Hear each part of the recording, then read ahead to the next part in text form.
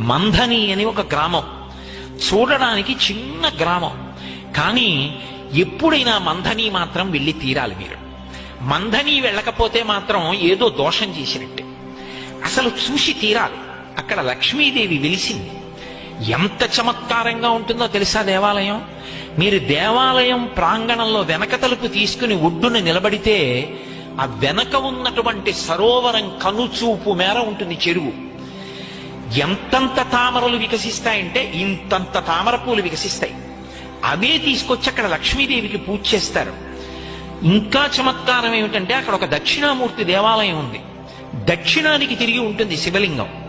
దక్షిణానికి తిరిగి ఉన్నటువంటి శివలింగం దగ్గరికి ఇప్పటికీ కూడా బ్రహ్మాండమైనటువంటి నాగుపాము తిరుగుతూనే ఉంటుంది. అందరికీ దర్శనమిస్తుంటుంది. మందని పరమాద్భుతం. గోదావరి ఒడ్డున కోరి కోరి వెలిసి, అసలు మందని నేను చెప్పలేను.